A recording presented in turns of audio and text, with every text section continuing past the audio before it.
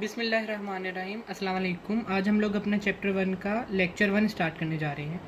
तो पहले तो हम लोग पढ़ेंगे फिजियोलॉजी की डेफिनेशन क्या है। फिजियोलॉजी की डेफिनेशन ये है कि कोई भी नॉर्मल फंक्शन, फिजियोलॉजी वैसे तो हम लोगों ने फिजियोलॉजी एनाटमी इनकी जो बेसिक डेफिनेशन है एफएसए में भी पढ़ी है, उसमें भी ये पढ़ा था कि नॉर्मल फंक्शन ऑफ जो बॉडी है, जो ऑर्गन्स का फंक्शन है, वो हम लोग फिजियोलॉजी में पढ़ते हैं। इसमें भी ये सेम ही चीज़ है, लेकिन यहाँ पर थोड़ी ऊपर कॉम्प्लेक्स डेफिनेशन लिखी हुई है। लेकिन अगर आप ये भी लिख देंगे कि नॉर्मल फंक्शन ऑफ बॉडी तो कोई फ़र्क नहीं पड़ता। Physiology is the science that seeks to explain the physiological and chemical mechanism. इसमें भी मैकेनिज्म की ही बात हो रही है, वो केमिकल हो या फिजियोलॉजिकल हो, फिजिकल्स हो। उसके बाद हम लोग कहते हैं कि ना फिजियोलॉजी एक किस्म की नहीं होती। अब physiology, viral physiology, bacterial physiology, vertebrate physiology, इसकी हम लोग जैसे ब्रांचेज में डिवाइड कर देते हैं। जैसे हम लोग एनाटमी को ग्रॉस, एम्ब्रियो, हिस्टो में डिवाइड करते हैं, सेम ऐसे ही। लेकिन हम लोग यहाँ पर किससे कंसर्न है, ज़्यादातर एनिमल फिजियोलॉजी से कंसर्न है। तो हम लोग एनिमल फिजियोलॉजी को क्या है, जो उसमें सारे फंक्शंस होते हैं, वो हम लोग ह्यूमन फिजियोलॉजी में ज़्यादा इन्वॉल्व है। इसीलिए हम लोग जो भी ह्यूमंस में फंक्शंस होते हैं ऑर्गन्स के या सिस्टम्स के, वो हम लोग ह्यूमन फिजियोलॉजी में पढ़ेंगे और हम लोग उसी से कंसर्न है। उसके बाद एक और टर्म है पैथोफिजियोलॉजी। क्या है पैथोफिजियोलॉजी? क्या है, जो भी फिजियोलॉजी, मतलब हमारी फिजियोलॉजी जब ख़राब होती है, जो हमारे नॉर्मल फंक्शंस ख़राब होते हैं, तो उसके बाद हमारी जो पैथो का मतलब ही बीमारी है। मतलब जब हम लोग किसी डिजीज़ में जाते हैं, हमारा जो फिजियोलॉजिकल फंक्शन ख़राब होता है, तो उसको हम लोग पैथोफिजियोलॉजी में पढ़ते हैं। उसके बाद इसमें ये सारा कुछ यही लिखा हुआ है कि साइंस है और क्या काम है इसका। उसके बाद कोऑर्डिनेट करती है छोटे से बड़े लेवल तक। उसके बाद हम लोग कहते हैं सेल्स आर द लिविंग। अब हम लोगों को पता है कि cell basic structure and functional unit of life, उसमें ये डिफाइन किया हुआ है उसमें। और उसके बाद कहा हुआ है कि ना हर सेल का एक अलग फंक्शन होता है और काफ़ी टाइप के सेल हमें मिलते हैं। अब टोटल हमारी बॉडी 35 to 40 ट्रिलियन सेल्स से बनी हुई है। और उसके बाद हम लोग कहते हैं हमारी बॉडी में सिर्फ रेड ब्लड सेल की तादाद ही 25 ट्रिलियन तक पहुंच जाती है। ठीक है, मतलब जो कि क्या उनका काम क्या है, वो तो सबको पता है कि ऑक्सीजन कैरी करना और टिश्यूज़ तक देना। ठीक है, उसके बाद हम लोग ये बताया हुआ है। उसके बाद हम लोग कहते हैं कि हर सेल का फंक्शन एक किस्म का सेम ही होता है। मतलब एक सेल का फंक्शन दूसरे सेल से डिफरेंट होता है। लाइक क्या नाम है, अब आरबीसी का काम है ऑक्सीजन को ट्रांसफ़र कराना, लेकिन ये डिटॉक्सिफाई तो नहीं करता ना। लिवर का सेल जो होगा हेपेटोसाइट, वो मटेरियल्स की डिटॉक्सिफिकेशन करवाएगा जो हमारे लिए हार्मफुल सब्सटेंसेस हैं। तो मतलब हर किसी का अलग फंक्शन है। लेकिन जैसे मैं पहले बता रहा था कि जो कुछ चीज़ें हैं जो सारे सेलों के लिए सेम है। लाइक अभी एक सेल को ऑक्सीजन चाहिए फॉर टू ऑक्सीडाइज ग्लूकोज, मतलब उसको चाहिए एनर्जी लेने के लिए उसे कार्बोहाइड्रेट, प्रोटीन, फैटी एसिड्स, इन सबको, मतलब किसी को भी इनमें से ऑक्सीडाइज करवाना है एनर्जी लेने के लिए, तो वो तो सब सेलों में होगा, क्योंकि सेल्स तो एनर्जी के बगैर जी नहीं सकते। तो उसके बाद ये लिखा हुआ है। उसके बाद रिप्रोडक्शन, एक्सेप्ट वो जो है हमारे न्यूरॉन, जो सबके अंदर रिप्रोडक्शन होती है, मतलब ये कॉमन चीज़ें हैं जो हर सेल में होती हैं, इसमें ये बताया हुआ है। उसके बाद हम लोग कहते हैं कि हमारे अंदर सिर्फ हमारे बॉडी के सेल्स नहीं होते, काफ़ी ज़्यादा स्पीशीज़ जो हैं वो हमारे अंदर बैक्टीरिया, मतलब हम लोगों ने पढ़ा था सेकेंड ईयर में एलिमेंट्री केनाल बैक्टीरिया और किस्म किस्म के बैक्टीरिया रहते हैं।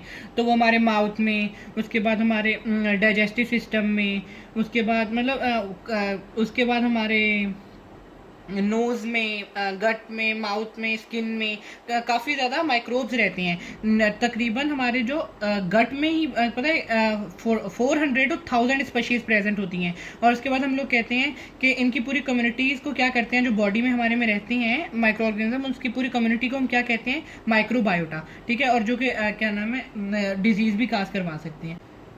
अब पहले तो हम ये देख लेंगे कि हमारी बॉडी में दो किस्म के फ्लूइड्स पाए जाते हैं, एक इंट्रा सेल्यूलर, एक एक्स्ट्रा सेल्यूलर। अब इंट्रा सेल्यूलर जो है, जो हमारे उसकी डेफिनेशन क्या है, जो हमारे सेल्स के अंदर हो। और एक्स्ट्रा सेल्यूलर फ्लूइड क्या है, जो हमारे सेल्स के बाहर रिलाई करता है। अब वो एक्स्ट्रा सेल्यूलर फ्लूइड भी आगे दो डिवीजन्स में डिवाइड हुआ है। एक वो जो हमारा प्लाज्मा है, जो हमारे कैपिलरीज में दौड़ता है, लाइक खून है हमारा, ठीक है, जो हमारी नसों में दौड़ता है। उसके बाद दूसरा कौन सा किस्म है, जो बिटवीन दी एक्स्ट्रा वो प्लाज्मा और बिटवीन द इंट्रासेल्युलर फ्लूइड दौड़ता है, मतलब सेल्स और जो हमारी नसें हैं उनके बीच में जो सेल्स होता है, जो फ्लूइड होता है, उसको हम लोग एक्स्ट्रा सेल्युलर फ्लूइड कहते हैं, इंटरस्टिशियल फ्लूइड कहते हैं। अब जो हमारा एक्स्ट्रा सेल्युलर फ्लूइड है, इसको हम लोग अपना इंटरनल इन्वायरमेंट भी कहते हैं, क्योंकि सारे जो सेल हैं अब जो सारे सेल हैं उसके बाहर क्या होगा, एक्स्ट्रा सेलुलर फ्लूइड घूम रहा होगा। अब जब एक्स्ट्रा सेलुलर फ्लूइड बाहर घूम रहा है तो उनका एक्सटर्नल इन्वायरमेंट भी तो यही होगा ना, वो उसमें ही पड़े हैं। अब जैसी कंसंट्रेशन उसकी होगी वो उस पर रिलाई करेगी, क्योंकि वो उसका एक्सटर्नल इन्वायरमेंट है। हम भी तो कहते हैं ना कि भाई इन्वायरमेंट का बड़ा असर पड़ता है हम लोगों पर, ऐसे ही हम लोग कहते हैं कि एक्सटर्नल इन्वायरमेंट ऑफ जो सेल है वो सेल पर बहुत ज़्यादा असर करता है। उसके बाद हम लोग कहते हैं, ये लिखा हुआ है इंटरनल एनवायरनमेंट है और दो किस्म के। हाँ, उसके बाद ना हम लोग कहते हैं इसकी डिविजन्स कैसे हैं कि हमारी जो टोटल बॉडी है वो 50 to 70% वाटर की बनी हुई है। तो सबको पता है कि 70% वाटर है हमारी बॉडी में, और वो 70% वाटर का भी जो 1/3 है वो सिर्फ हमारा एक्स्ट्रा सेलुलर फ्लूइड है, और ज़्यादा तो हमारे सेल के अंदर ही प्रेजेंट है ना। तो हमारे सेल के अंदर जो फ्लूइड है उसको हम लोग कहते हैं इंट्रा सेलुलर, जो कि 2/3 है। 70 का 2/3 जो होगा वो हमारा इंट्रा सेलुलर फ्लूइड होगा, और जो 1/3 होगा वो हमारा एक्स्ट्रा सेलुलर फ्लूइड होगा। ये इसमें सारा कुछ लिखा हुआ है। उसके बाद आता है difference in extra cellular fluid और इंट्रा सेलुलर फ्लूइड। अब उनमें पानी तो हो गया, उसके अंदर कुछ और चीज़ें भी हैं, जैसे एक्स्ट्रा सेलुलर फ्लूइड में हमारे पास कौन से आयंस हैं, कौन से साल्ट हैं और क्या क्या चीज़ें हैं। अब हम लोगों ने कहा ये एक्सटर्नल इन्वायरमेंट है सेल की, तो इसमें हम लोगों को जो खाना है, जो हर चीज़ है सेल को जिंदा रहने के लिए खाना चाहिए, हर चीज़ चाहिए, वो हमें एक्स्ट्रा सेलुलर फ्लूइड में ही ज़्यादा मिलेगी। तो इसमें क्या क्या है हमारे पास, large amount of sodium, chloride, bicarbonate plus nutrient of the cell. Nutrient में क्या आता है, carbohydrate, amino acid, fatty acid, glycerol, ये जो हमारी सारी चीज़ें हैं, ऑक्सीजन, ये सारी हम लोगों को पहले एक्स्ट्रा सेलुलर फ्लूइड में आती हैं। एक्स्ट्रा सेलुलर फ्लूइड में से फिर ये जाती हैं इंट्रा सेलुलर फ्लूइड में, मतलब सेल के अंदर। ठीक है, उसके बाद हमारे सेल के अंदर कौन कौन सी चीज़ें होंगी, साइटोप्लाज्म ही कह दो उसको, इंट्रा सेलुलर फ्लूइड को। उसमें कौन कौन सी चीज़ें होंगी, उसमें ज़्यादा पोटेशियम होगा, मैग्नीशियम होगा, फॉस्फेट आयन होगा, और इसमें मतलब जो हमारी वेस्ट प्रोडक्ट हैं वो भी आ जाते हैं, लाइक जो हम लोगों ने बाहर निकालना है, कार्बोहाइड्रेट भी, कार्बन डाइऑक्साइड भी इसमें ज़्यादा हो जाती है। ठीक है, उसके बाद आ जाता है होम्योस्टेसिस क्या है। होम्योस्टेसिस क्या है, ये जो बेसिकली है वो हमारा जो हम लोगों ने इंटरनल इन्वायरमेंट पढ़ा ना, मतलब सेल के अंदर, उसको एक नैरो लिमिट या एक लिमिट के अंदर बैलेंस करना। लाइक अगर हमारी बॉडी में ऑक्सीजन है 40, मतलब एक सेल में होनी चाहिए उसकी कंसंट्रेशन, तो वो 40 रहे, मतलब 35 से 45 तक रहे। ये नहीं कि अब लोग उसमें 100 ml डाल दें तो वो ज़्यादा हो जाएगी ना। इसीलिए एक नैरो लिमिट्स में हमारी बॉडी करती भी यही है, हेमियोस्टेसिस में रहती है। तो हेमियोस्टेसिस में बॉडी को रखना, मतलब एक कॉन्स्टेंट इन्वायरमेंट में रखना, उसको हम लोग क्या कहते हैं, होम्योस्टेसिस। इसमें लिखा हुआ है कि maintain near constant condition in internal environment. Internal environment क्या है, जो हमारे वो जो सेल्स को, एक्स्ट्रा सेलुलर फ्लूइड को हम लोग internal environment of the body कह देती है। ठीक है, उस एक्स्ट्रा सेलुलर फ्लूइड में अगर मैंने कहा था कि असर डालती है सेल पर, वही बात यहाँ पर भी वो कह रहे हैं कि हमारी उसको कांस्टेंट रखना है, क्योंकि वो हमारा बहुत ज़्यादा असर डालती है सेल के ऊपर। उसके बाद हम लोग कहते हैं काफ़ी चीज़ें, जैसे मैंने बोला कि हम लोग हर चीज़ को रेंज में रखते हैं। अब हमारी बॉडी में ऑक्सीजन की कंसनट्रेशन 40 ml है एक सेल में, तो हम लोग उसको 40 पे तो नहीं रख सकते ना, तो इसीलिए हम रेंज ले लेते हैं। 35 से 45 तक रेंज है, जिसकी परमानेंट जो वैल्यू है वो 40 होगी। मतलब इसीलिए हम लोग कहते हैं कि हम लोग एक रेंज में रखते हैं। लेकिन काफ़ी चीज़ों की रेंज बहुत ज़्यादा होती है, जैसे ऑक्सीजन की 10 रेंज है, मतलब डिफरेंस 10 आ जाता है। लेकिन काफ़ी चीज़ों की बहुत बहुत थोड़ी भी होती है। लाइक हम लोग हाइड्रोजन आयन ले लेते हैं, तो हाइड्रोजन आयन की कंसनट्रेशन नॉर्मली 5 नैनोमोल पर लीटर से कम होनी चाहिए। मतलब कितनी नैरो लिमिट है कि इतने थोड़े से हिस्से मतलब रखनी चाहिए। उसके बाद हम लोग यही बता रहे हैं यहाँ पर भी कि अगर हम लोगों की नॉर्मल नहीं रहती न, तो वो क्यों नहीं रहती, जब हमें कोई डिजीज़ वगैरह होती है तो नॉर्मल नहीं रहती, बल्कि हम लोग होम्योस्टेसिस के बिगड़ने को ही तो डिजीज़ कहते हैं। हमारे लाइक जो हमारा किडनी है वो प्रॉपर फंक्शन नहीं कर रही, तो हमारा वेस्ट प्रोडक्ट बाहर नहीं जाएगा, तो हमें क्या हो जाएगी, डिजीज़ हो जाएगी, फेलियर ऑफ किडनी हो जाएगी। मतलब हमारा जो हमारा होम्योस्टेसिस है जब वो बिगड़ता है तो हमें डिजीज़ होती है। अब इस पैराग्राफ में बताया हुआ है कि हमारी बॉडी का जो है वो इंटरनल इन्वायरमेंट या होम्योस्टेसिस बिगड़ा है अपनी नॉर्मल स्टेट से। क्या हुआ है कि हमारी किडनी की एबिलिटी जो है वो कम हो गई है एक्सक्रीट साल्ट और वाटर करने के लिए। लेकिन अभी इसको हम लोग कंपलसेट कैसे करेंगे, हमारी बॉडी में कंपलसेटरी मैकेनिज्म भी होते हैं। लाइक हमारा जैसे अब किडनी की एबिलिटी थोड़ी डिक्रीज हो गई है, वो इतना हमारा वेस्ट प्रोडक्ट जो साल्ट है ज़्यादा हमारी बॉडी में, वाटर है जो हमारी ज़्यादा बॉडी में, उसे एक्सक्रिएट करेगी, लेकिन उसकी एबिलिटी कम हो गई है, तो इसकी वजह से क्या होगा, हमारा ब्लड प्रेशर थोड़ा तेज हो जाएगा। एक तो इसलिए भी होगा कि 60 देखो कंपलसेट करना है, कंपलसेट करने के लिए भी और वैसे भी देखो 60 हमारी बॉडी में ज़्यादा आ जाएगा तो वैसे ही हमारा ब्लड प्रेशर ज़्यादा हो जाता है, हम लोगों ने एफएससी में पढ़ा है। लेकिन इधर सिर्फ इतना बताया हुआ है कि इसकी वजह से हमारा जो ब्लड प्रेशर है वो राइज करेगा। जब हमारा ब्लड प्रेशर राइज करेगा तो ग्लोमेरुलस जो वहाँ पर फिल्ट्रेट होता है तो माइक्रो फिल्ट्रेशन होती है जो किडनी में वो ज़्यादा हो जाएगी। मतलब ब्लड प्रेशर करने से हमारी जो एक्सक्रीशन है वो नॉर्मल हो गई। लेकिन अगर हम लोग लॉन्ग टर्म में देखें तो ये हमारे लिए पैथोफिजियोलॉजी की तरफ भी जा सकता है। कैसे कि हमारा ब्लड प्रेशर जो है वो काफ़ी चीज़ों को डैमेज कर रहा होता है। शायद आगे जाके ये किडनी फेलियर खुद ही करवा दे, क्योंकि इतना ज़्यादा मतलब प्रेशर तो हाई हो रहा है ना, किडनी का एक्सीलेशन तो नॉर्मल हो गई लेकिन बाकी फंक्शन लाइक हार्ट का अपना फंक्शन जो है ब्लड प्रेशर राइज करने से फ़र्क होता है और भी पूरी बॉडी पे इफेक्ट होते हैं। ठीक है, उसके बाद आता है जी हमारे मतलब एक्स्ट्रा सेलुलर फ्लूइड दो किस्मों के है ना, एक जो है हमारा प्लाज्मा जो ब्लड के अंदर होता है और दूसरा है इंटरस्टिशियल फ्लूइड जो कि हमारे इंटरस्टिशियल स्पेसिस में घूमता है। इंटरस्टिशियल स्पेसिस क्या है? The space between two cell. ठीक है, ये तो हम लोगों ने पढ़ लिया। उसके बाद हम लोग कहते हैं कि अभी इन दोनों में आपस में मूवमेंट्स कैसे होती है हम लोगों ने। और अच्छा एक और बात भी है कि हमारी जो पूरी बॉडी में है ना वो हमारी जो पूरी बॉडी है उसके अंदर जो हमारा इंटरनल एनवायरनमेंट जिसे हम लोग कह रहे हैं एक्स्ट्रा सेलुलर फ्लूइड को, वो पूरी बॉडी में कांस्टेंट होता है। ऐसे नहीं कि हमारे हाथ में उसकी कंसंट्रेशन और है, मतलब वो ज़्यादा हाइपरटोनिक है और हमारी बाजू में थोड़ी और कंसंट्रेशन होगी। सब में जो है ना उसकी कंडीशन वो सेम ही होती है। उसके बाद हम लोग कहते हैं एक्स्ट्रा सेलुलर फ्लूइड आपस में मिक्स कैसे होता है ना, जैसे ये जो हम लोगों ने दो पढ़े हैं प्लाज्मा और इंटरस्टिशियल फ्लूइड। ठीक है, तो अब इसका क्या होता है कि ना आपस में ये दोनों बाय होल्स, कैपिलरीज में काफ़ी ज़्यादा होल्स होते हैं तो उसके ज़रिए ये आपस में वो कम्युनिकेशन में रहते हैं। और इन दोनों की प्लाज्मा और इंटरस्टिशियल फ्लूइड की तकरीबन कंसंट्रेशन सेम ही होती है। लाइक जो उसमें ज़्यादातर होते हैं सोडियम की कंसंट्रेशन वही ज़्यादातर प्लाज्मा में होगी, जो ज़्यादातर इंटरस्टिशियल में कंसंट्रेशन होगी वही ज़्यादा प्लाज्मा में होगी। उसके बाद हम लोग क्या कहते हैं कि हमारी जो पूरी सर्कुलेटरी सिस्टम है उसमें से एक दफ़ा पूरा ब्लड जो है वो 1 मिनट में तकरीबन एवरेज है उसकी कि 1 मिनट में पूरा जो सर्किट है वो पूरा सर्किट ये वाला कंप्लीट कर लेता है। यहाँ से लेता है मतलब ऑक्सीजन लेता है और फिर हार्ट के पास जाता है, फिर सारे सबको प्रोवाइड करके दोबारा हार्ट या किडनी तक, हार्ट या लंग्स तक आने में इसको 1 मिनट लगता है पूरी बॉडी में घूमने में। ठीक है, लेकिन अगर हम लोग एक्सरसाइज कर रहे हैं, हम लोग एथलीट हैं, हम लोग एक्टिव लाइफ गुजार रहे हैं तो ये 6 टाइम इन ईच मिनट तक भी जा सकता है। मैंने वही बताया हम लोग एवरेज रखते हैं किसी चीज़ का भी, एक नहीं रखते कि 1 से 2 हो गया तो भाई ये तो हमारी होम्योस्टेसिस ही बिगड़ गया। नहीं, हमारा 6 तक भी जा सकता है जब हम लोग एक्सट्रीमली एक्टिव हों। ठीक है, उसके बाद हम लोग क्या कहते हैं कि हमारी जो डिफ्यूजन होती है, मैंने बताया था कि हमारी जो कैपिलरीज हैं उनमें से ये हमारा है एक्स्ट्रा इन दोनों ये जो है आपस ये हमारी, अभी मैं इधर समझाता हूँ आप लोगों को। ये है हमारी कैपिलरीज, ये है हमारे सेल और ये है इंटरस्टिशियल स्पेस। कैपिलरीज के अंदर कौन सा हमारा वो जो है एक्स्ट्रा सेलुलर फ्लूइड घूम रहा है वो है प्लाज्मा। इसके अंदर प्लाज्मा है, इसके अंदर इंटरस्टिशियल फ्लूइड है और इसके अंदर क्या है इंट्रा सेलुलर फ्लूइड।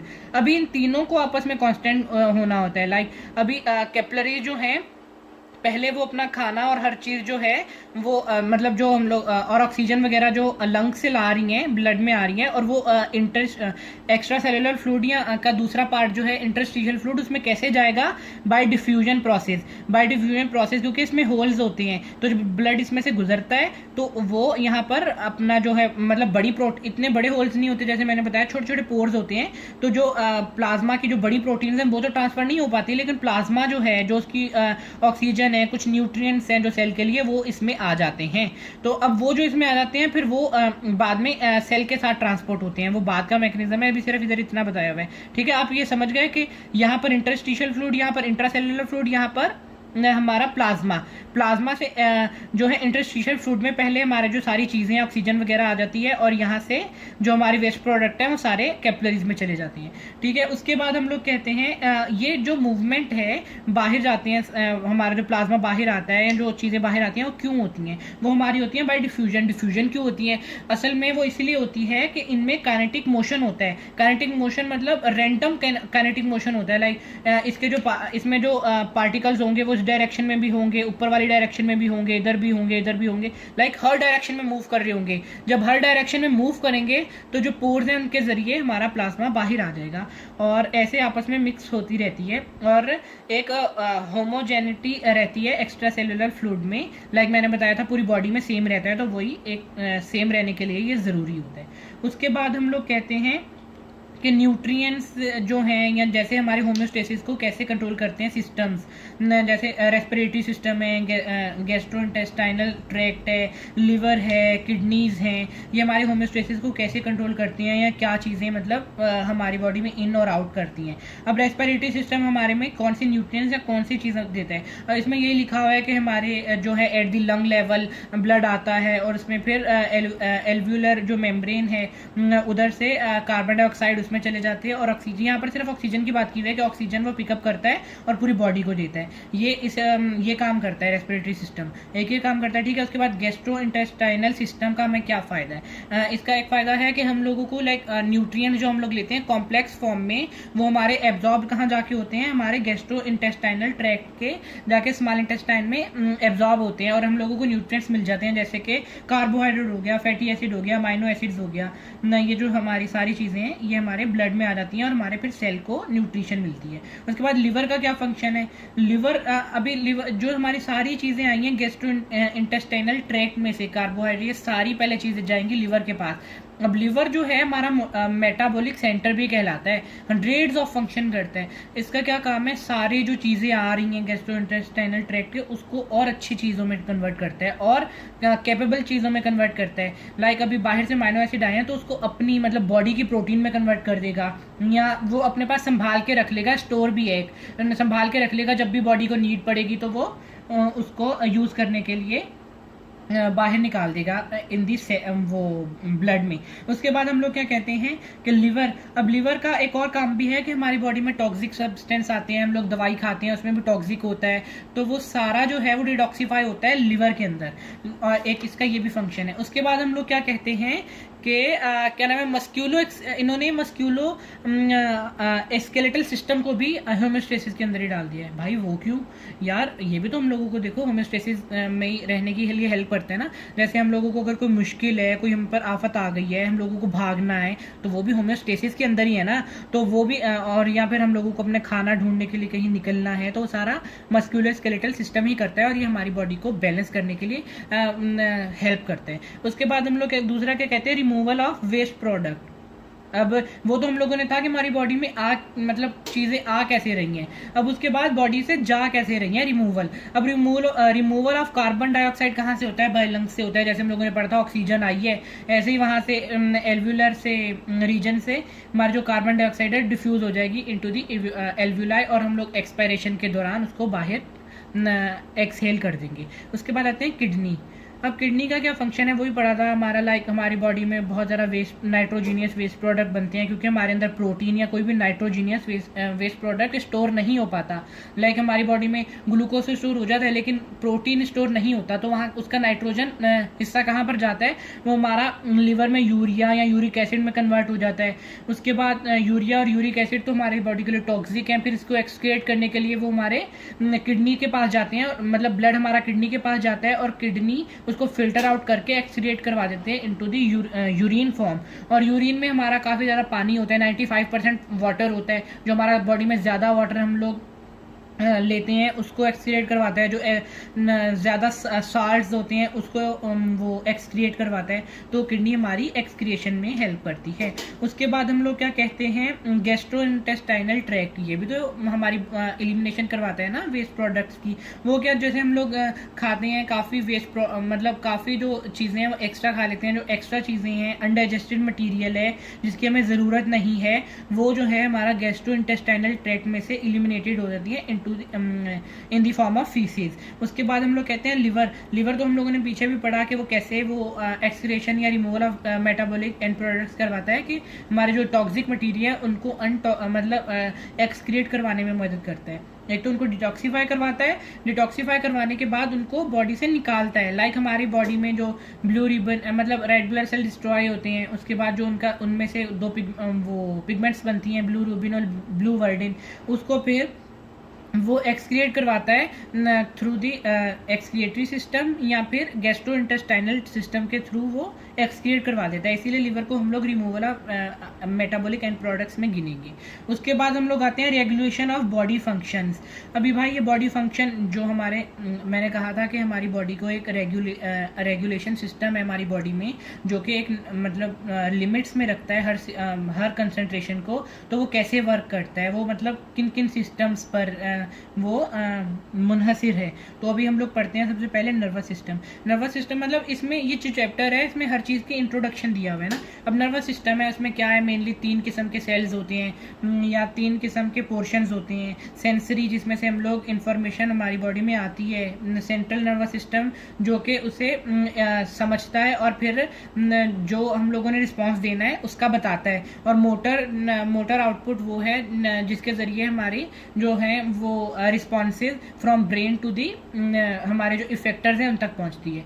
अब हम लोग ऐसे इसका मिसाल ले सकते हैं, लाइक हम लोगों ने जो है हमारा हाथ वो एक मतलब गर्म चीज़ के ऊपर लगा दिया, तो अब हमारे जो फॉरन जो सेंसरी सिस्टम है या सेंसरी इनपुट है वो हमारा मैसेज लेके जाएगा ब्रेन तक। ब्रेन फॉरन कहेगा कि हाथ पीछे कर लो। अब वो जो मैसेज लेके जाएगा from brain to the effector या उस उंगली तक, तो वो कौन लेके जाएगा, वो लेके जाएंगे मोटर सिस्टम।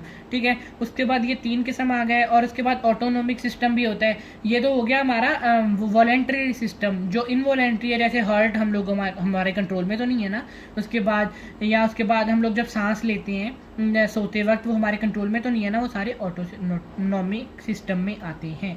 उसके बाद हम लोग क्या कहते हैं, हार्मोनल सिस्टम। हार्मोनल सिस्टम जो है वो हार्मोन्स पर डिपेंडेंट होता है और ग्लैंड्स पर, एंडोक्राइन ग्लैंड्स पर डिपेंडेंट होता है, जो कि एक सिक्रेशन करती हैं, हार्मोन्स कहते हैं उन्हें। हार्मोन्स के डिफरेंट फंक्शंस हैं, जैसे थायराइड फंक्शन का लिखा हुआ है कि हमारे chemical reaction in the cell को बढ़ा देता है। उसके बाद एडिनोकॉर्टिकल हार्मोन जो है वो सोडियम और पोटेशियम की मेटाबॉलिज्म में हेल्प करता है। पैराथायराइड जो है वो हमारी बॉडी में कैल्शियम और फॉस्फेट को बैलेंस रखने में हेल्प करता है। और उसके बाद मतलब सारे जो हैं वो जो हार्मोन्स हैं हमारे, वो एक बॉडी को एक नैरो लिमिट्स में या लिमिट्स में रखने की कोशिश करते हैं, मतलब नॉर्मल फंक्शंस प्रोवाइड करने की कोशिश करते हैं। उसके बाद आते हैं प्रोटेक्शन। अब हमारी बॉडी को प्रोटेक्शन भी चाहिए। प्रोटेक्शन के लिए सबसे पहले आता है इम्यून सिस्टम। इम्यून सिस्टम हम लोगों ने पढ़ा होगा कि ना हमारी बॉडी को जो बाहर से माइक्रोब्स आते हैं, जो वायरसेस आते हैं, उनके खिलाफ लड़ता है। अब लड़ने के भी उसके 2 हिस्से हो गए ना। पहले तो वो पहचाने कि ये मेरी बॉडी का सेल नहीं है, लाइक कोई माइक्रोब आया, कोई वायरस आया, कोई फंजाई आया, कोई प्रोटोजोआन आया। अब वो बाहर से जब आता है तो पहले हमारी बॉडी उसको पहचानती है, फ़र्क करती है कि ये हमारी बॉडी का सेल नहीं है, फिर उसके बाद उसको डिस्ट्रॉय करती है। डिस्ट्रॉय करने के लिए काफ़ी ज़्यादा सेल हैं, फेगोसाइटोसिस, लिम्फोसाइट्स हैं। फेगोसाइटोसिस अमल के ज़रिए उनको इंजेक्ट कर देते हैं या फिर एंटीबॉडीज़ के ज़रिए भी। ठीक है, उसके बाद हम लोग कहते हैं जो उसके बाद हमारा आता है इंटीग्यूमेंट्री सिस्टम। इंटीग्यूमेंट्री सिस्टम में क्या आता है, उसमें स्किन आ जाती है हमारे, उसके बाद हेयर, नेल, ग्लैंड्स, ये सब सारी चीज़ें इंटीग्यूमेंट्री सिस्टम में आ जाती हैं। अब स्किन हमारी देखो ना, बाहर एक पूरी कवरिंग है। अब जो हमारी स्किन है वो भी तो हमें बचाती है ना कि हमारे माइक्रोब्स अंदर ही ना जा सकें, फर्स्ट लाइन ऑफ डिफेंस में। तो अब वो स्किन भी हमारी प्रोटेक्शन में आ गई। उसके बाद हेयर, नेल्स, ये जो सारी चीज़ें कि हमारे जो इंटरनल इन्वायरमेंट है उसको जो हमारा पूरा बाहर वाला सराउंडिंग है उससे अलग करके रखी हुई है, नेल्स ने, हेयर्स ने और बाकी चीज़ों ने। उसके बाद बताया हुआ है कि स्किन का जो वेट है खाली वही 12 to 15% है। 12 to 15% जो वेट है वो स्किन का है हमारी बॉडी में। उसके बाद हम लोग कहते हैं रिप्रोडक्शन। रिप्रोडक्शन भी काफ़ी दफ़ा हम लोग हेमोस्टेसिस में लेते हैं। अब आप लोग सोच रहे होंगे कि रिप्रोडक्शन को हम लोग क्यों ले रहे हैं भाई, रिप्रोडक्शन मतलब ज़रूरी तो नहीं है कि वो हमारी बॉडी के लिए या हमारे पूरे सिस्टम्स के लिए। लेकिन यार देखो, एक बंदे के लिए हम लोग अगर देखें तो वो ज़रूरी नहीं है। मैं भी मानता हूँ ये ज़रूरी नहीं है, बुक वाले भी मानते हैं। लेकिन अगर हम लोग ब्रॉड सेंस में देखें, हमारी स्पीशीज़ को अगर सर्वाइव करना है तो रिप्रोडक्शन एक बहुत ही ज़रूरी है। हम लोगों को हर चीज़ को एक बराबर लिमिट्स में लेके चलना है, तो हमारी स्पीशीज़ को भी तो हमें बराबर लिमिट्स में लेना है ना। तो हमारी स्पीशीज़ की कंटिन्यूटी के लिए हम लोगों को ये हमारे लिए ज़रूरी है कि हमारे अंदर रिप्रोडक्शन का अमल भी हो, कंटिन्यूटी ऑफ लाइफ के लिए। यहाँ पर बुक में भी ये लिखा हुआ है। ठीक है, उसके बाद हम लोग कहते हैं कंट्रोल सिस्टम। चलें, यह हम लोग अपनी अगली वीडियो में पढ़ेंगे। तो कोई मुश्किल हो या कोई सवाल हो तो आप कमेंट में पूछ सकते हैं। Thank you very much. अल्लाह हाफिज़।